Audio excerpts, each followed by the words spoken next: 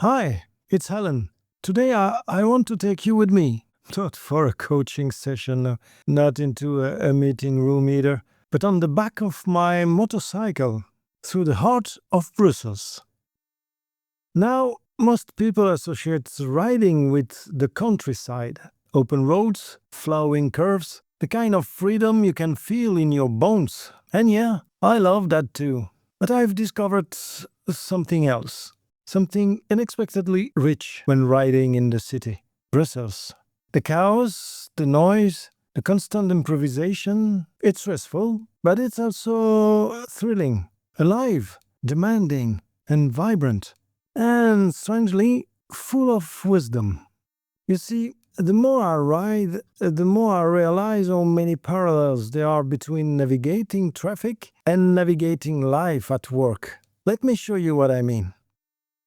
On the road, and especially on a bike, the first skill you learn is anticipation, reading the signs, watching people's eyes through mirrors, listening not just to engines, but to energy. You learn to sense when something's about to happen before it does. At work, that's what keeps teams safe too. It's not just about reacting, it's about sensing. You notice when someone stands, when trust is sleeping, when a conversation needs to happen before the silence gets loud. And even in motion, even when you're rushing to make that green light on the Petite Ceinture, you can still connect. There's a simple gesture among bikers. A hand lifted, just a second, it says, "I see you, we're both out there, let's ride safe." Same thing when a driver makes room for me. I always give a wave. Acknowledgement, gratitude, it creates flow, human flow. When I wonder, what will happen if we did that more at work? A smile, a thank you, a little wave of appreciation between busy people. Another thing the road teaches you fast. Be clear or be dangerous. If I don't show where I'm going, if I drift without signaling, I put others at risk. And the same goes in the team. Vague explanation, half-said truth, unspoken limits, that's where accidents happen. Being clear is not being rigid, it's being respectful. And let's talk about tone. My engine makes a sound. If I rev too hard or honk too sharply, people get startled, tense, defensive.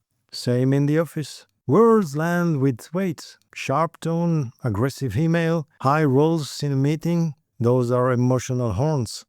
I've learned to put on emotional gloves before speaking, to keep the ride smooth and the relationships intact.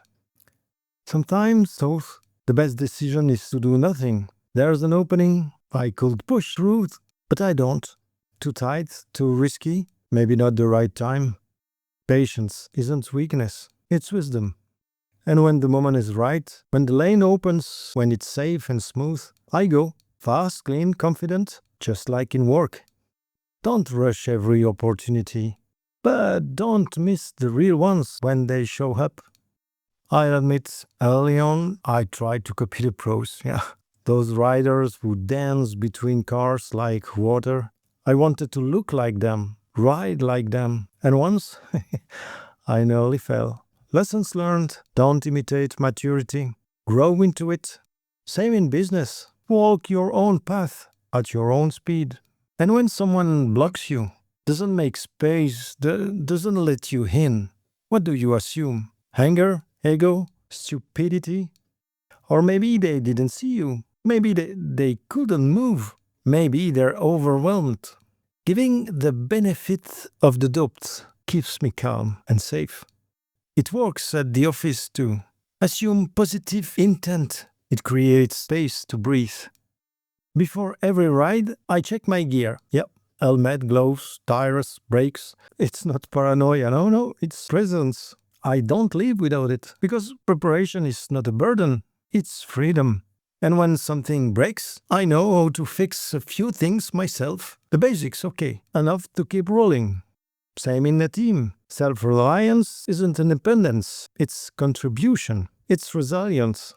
So, how do I ride? Defensive, but dynamic. I'm careful, aware, but I stay in the flow. I don't get in the way. I keep moving. That's how I try to lead too. Stay alert, stay human, stay in motion. And yes, sometimes you have to take your place. Not rudely, no, not aggressively, but firmly. You can't always wait to be invited in. So now, every time I ride through Brussels, past the tram lines, the impatient taxis, the moment of quiet near the canal, or the chaos of the Heysel roundabout, I feel like I'm learning. I know, not just about traffic, but about myself, about my teams, and about life.